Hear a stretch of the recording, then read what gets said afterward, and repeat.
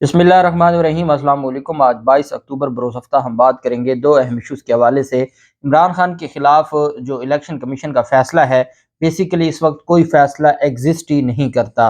और यही वजह है कि पाकिस्तान तहरीक इंसाफ अभी तक इस फ़ैसले को चैलेंज भी नहीं कर पाई।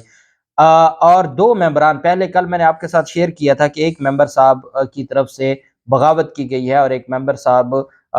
जो सिग्नेचर्स नहीं कर रहे, जबकि पाकिस्तान तहरीक इंसाफ की तरफ से एक नहीं दो मेंबर्स का दावा किया गया है, और वो बाकायदा उन मेंबर्स ने इमरान खान के साथ राब्ता किया और इमरान खान को बताया कि ये फैसला हमसे ज़बरदस्ती लिखवाया जा रहा है, और फिर उसके बाद उनको डराया धमकाया गया और फिर ये ज़बरदस्ती फैसला लेने की कोशिश की गई। अहम तफसीलात हैं जो मैं आपके साथ शेयर करूंगा, और मैं आपको बताऊंगा इस वक्त जब हम बात कर रहे हैं, इस वक्त तक इमरान खान के खिलाफ नहली तो दूर की बात है, डिसीट होने का भी कोई फैसला नहीं है। कल इमरान खान के खिलाफ एक नाम नेहाद जो एक तमाशा खड़ा किया जाता है, और ये तमाशा इलेक्शन कमीशन की तरफ से, और ये फरमाइशी तमाशा था, जैसे फरमाइशी प्रोग्राम होते हैं, ये फरमाइशी एक नहली थी, और मरीम नवाज और नवाज शरीफ की फरमाइशी नहली थी, और उनके जहाँ मुख्तलिफ उन्होंने पता नहीं बदले में क्या दिया है, लेकिन उन्होंने जो NRO लिए हैं और जिस तरीके से उन्होंने अपने केसेस को ख़त्म करवाया है, जिस तरीके से इमरान खान की हुकूमत को गिराया है, जिस तरीके से शहबाज गिल को नंगा करके इन्होंने उसको तशद्दुद करवाया है, आज़म सवाती के साथ जो कुछ हुआ है, ये सारी चीज़ें तो नवाज शरीफ और मरीम नवाज का फरमाइशी प्रोग्राम था ही। इमरान खान के खिलाफ दहशतगर्दी के मुकदमे दर्ज करना, बगावत के, ये वो, और फिर नहली का था कि नवाज शरीफ के नाम के साथ नहली लगी है, इमरान खान के नाम के साथ भी नहली लगनी चाहिए, ये फरमाइशी सारी। अब ये तो नवाज शरीफ और मरीम नवाज की फरमाइश थी, और जो फरमाइशें पूरी करने वाले थे अल्लाह जाने उन्होंने फिर कौन कौन से आगे फरमाइशें की होंगी। बहरहाल अब उस फरमाइशी प्रोग्राम में इलेक्शन कमीशन चूंकि नलायकी है, और कोई भी बंदा जो ना कानून को जानता है, मुझे याद है जब सदारती रेफरेंस था सेनेट इलेक्शन ओपन बैलेट करवाने के हवाले से, और उस दिन ये चीफ इलेक्शन कमिश्नर साहब पेश हुए थे सुप्रीम कोर्ट में, और सुप्रीम कोर्ट ने कहा कि इलेक्शन साफ और शफाफ करवाने के लिए एक 2016 की जजमेंट थी जिसमें सुप्रीम कोर्ट ऑफ पाकिस्तान ने इलेक्शन कमीशन को कुछ डायरेक्शंस दी थी, वो क्या है। तो उस पर चीफ इलेक्शन कमिश्नर ने कहा कि मुझे तो पता ही नहीं है वो फैसला क्या है। तो उस वक्त जो चीफ जस्टिस गुलजार थे और जो बाकी ऑनरेबल बेंच था, वो सर पकड़ के बैठ गया कि जिस चीफ इलेक्शन कमिश्नर को उस जजमेंट का ही नहीं पता, जो जजमेंट बुनियाद है पाकिस्तान में इलेक्शन साफ शफाफ करवाने की, और जिस जजमेंट की बुनियाद पर इलेक्शन कमीशन को जो डायरेक्शंस दी गई थी, वो क्या खाक साफ शफाफ इलेक्शन करवाएगा जिसको वो फैसला ही नहीं पता, उसको ये नहीं पता किस साल फैसला आया, क्या फैसला आया। और फिर जो वकील थे इलेक्शन कमीशन के, अदालत ने उनको कहा कि ये चीफ इलेक्शन कमिश्नर साहब को किसी बात का नहीं पता, आप आगे आए और बताएं। तो ये इनकी क्योंकि और तो कोई थी नहीं, और इमरान खान को भी फरमाइशी तौर पर कहा गया कि इसको लगा दें, फिर लगा दिया गया।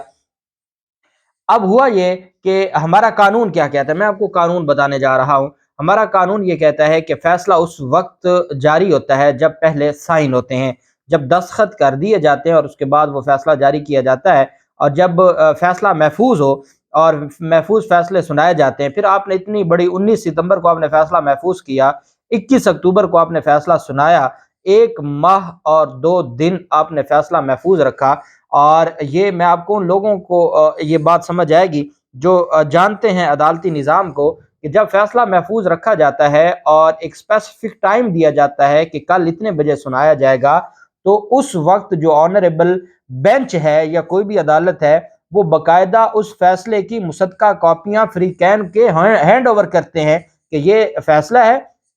और ये फैसले की कॉपियां हैं। कभी ऐसा नहीं होता कि आप हवा में बात करें, कभी ऐसा नहीं होता कि आप कहानी सुना दें कि हाँ जी ये फैसला दे दिया है, लेकिन अभी वो फैसला हम आपको दे नहीं सकते, कॉपी नहीं दे सकते। पाकिस्तान तहरीक इंसाफ ने कल ही ये दरखास्त दायर कर दी और कहा कि हमें मुसद्दका कॉपी दे। अब पाकिस्तान तहरीक इंसाफ के वकला ये समझ रहे हैं कि जब हमारे खिलाफ अभी कोई फैसला आया ही नहीं है, तो हम चैलेंज क्यों करें, हम क्यों इलेक्शन कमीशन को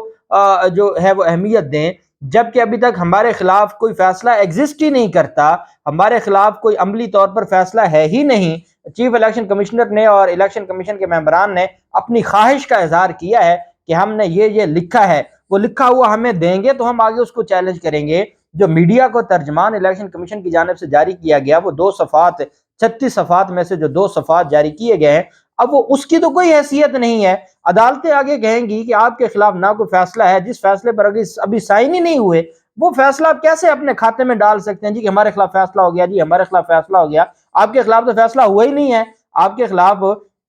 اگر وہ ایک ممبر ہے اس نے ابھی سائن نہیں کیے اور وہ کوئی اختلافی نوٹ لکھ دے تو پھر ان کو نئے سرے سے، کیونکہ انہوں نے تو لکھا ہے کہ متفقہ فیصلہ ہے، پھر ان کو فیصلہ تبدیل کرنا پڑے گا. کیونکہ اگر اختلافی نوٹ آ جاتا ہے، اختلافی نوٹ آئے گا تو اسی فیصلے میں الگ سے پیرا دیا جائے گا. تو یہ کیسے آپ اپنے کھاتے میں ڈال سکتے ہیں اور آپ کہہ سکتے ہیں جی کہ الیکشن کمیشن نے جی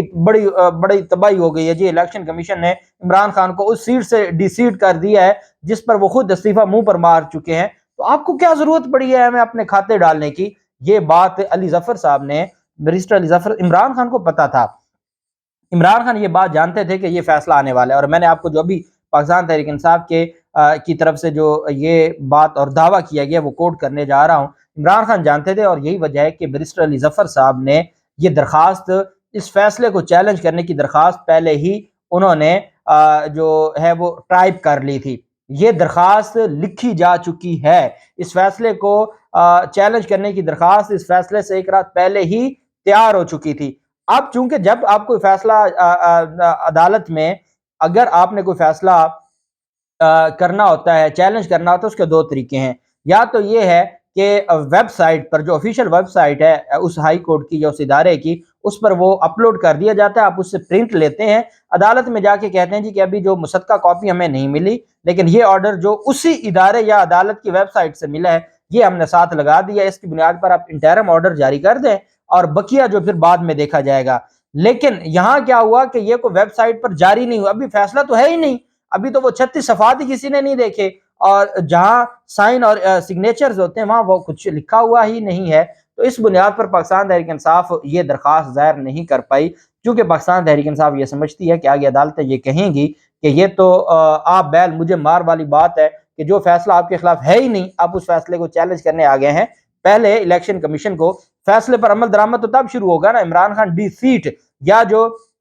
فرمائشی نہلی ہے وہ تو تب شروع ہوگی جب وہ فیصلہ اس پر تمام ججز کے سائن ہو جائیں گے، تب سے وہ اپلیکیبل ہوگا. جب وہ ابھی اپلیکیبل ہی نہیں ہوا، آپ کیوں اپنے کھاتے میں ڈالنا چاہتے ہیں کہ جی ہمیں 63(1)P کے تحت جو نہل کیا گیا ہے اس خاص سیٹ کی حد تک تو ہمیں وہ ختم کیا جائے؟ یہ وجہ ہے کہ پاکستان تحریک انصاف نے ابھی تک اس کو چیلنج نہیں کیا. پاکستان تحریک انصاف نے درخواست دائر کی ہے کہ ہمیں فیصلہ دیا جائے، چونکہ ابھی فیصلہ ہے ہی نہیں، فیصلہ جاری ہونے سے پہلے ہی اڑ چکا ہے. اس کی وجہ کیا ہے؟ اس کی وجہ یہ ہے کہ ایک جج صاحب، ایک ممبر صاحب کے سائن ہی نہیں ہے. اب کل میں نے آپ کو بتایا تھا کہ ممبر پنجاب نے اس کے اوپر سائن نہیں کیے. یہ کوئی اتنے کاکے نہیں ہیں کہ ایک ممبر بیمار ہے اور اس کی بیماری میں یہ فیصلہ جاری کر دے. یہ ایسا، جب آپ نے 1 ماہ 2 دن اس فیصلے کو محفوظ رکھا تو آپ اتنے بچے تو ہیں نہیں کہ آپ نے جی ڈیٹ اناؤنس کر دی اور ایک جج صاحب کے، ایک ممبر صاحب کے سائن ہی نہیں تھے. یہ ہو ہی نہیں سکتا، یہ امپوسیبل ہے. آپ کو جب آپ ایک دن پہلے، آپ کو کون سی قیامت آ گئی تھی کہ آپ نے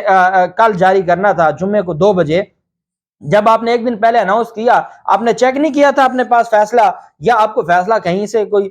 مختلف ٹکڑوں میں آنا تھا کہ سندھ کے جو ممبر ہے 2 صفحے اس نے لکھ کے بھیجنے تھے، 2 صفحے لاہور سے جانے تھے، 2 صفحے پنڈی سے آنے تھے، یا تو یہ تھا؟ ایسا تو کچھ نہیں تھا. تو جب آپ کو پتا تھا کہ ڈینگی سے آپ کا ایک معزز ممبر بیمار ہے تو آپ کو کیا ضرورت پڑی تھی فیصلہ اناؤنس کرنے کی، جب آپ کے پاس وہ فیصلہ تھا ہی نہیں، آپ کے پاس وہ ڈاکومنٹ ہی نہیں تھا تیار شدہ جس ڈاکومنٹ کی بنیاد پر آپ اناؤنس کر رہے ہیں. تو یہ ساری چیزیں قوم جانتی ہے کہ آپ کی طرف سے جو کیا گیا. اب پاکستان تحریک انصاف کی قیادت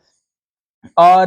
مراد سعید کی طرف سے ایک پریس کانفرنس کی گئی ہے. مراد سعید کا کہنا ہے کہ الیکشن کمیشن کے ممبران کو عمران خان کے خلاف فیصلہ کرنے کے لیے دھمکایا گیا ہے. مراد سعید نے کہا ہے کہ کچھ دن پہلے ممبر الیکشن کمیشن نے عمران خان کو پیغام پہنچایا. اب مراد سعید جو پاکستان تحریک انصاف کے سینئر رہنما ہیں، جب وہ کوڈ کہہ رہے ہیں تو اس کا مطلب ہے یہ پاکستان تحریک انصاف نے بہت بڑا دعویٰ کر دیا ہے، اور ہم نے جو کل بات کی تھی اس کی توثیق کر دی ہے کہ یہ ایسا معاملہ تھا، اور جو بیماری کی وجہ بنائی جا رہی ہے وہ کوئی وجہ وہ ایسی ہے نہیں. ہم سارا دن عدالتوں میں ہوتے ہیں، ہمیں نہیں پتا بینچ بنتا ہے، فیصلے آتے ہیں، کیسے ایک ممبر کا فیصلہ، دوسرے ممبر کا فیصلہ، تیسرے ممبر کا، یہ کوئی یہ بات ہے کہ ایک بندہ بیمار ہے اس کی وجہ سے فیصلہ نہیں جاری ہوا.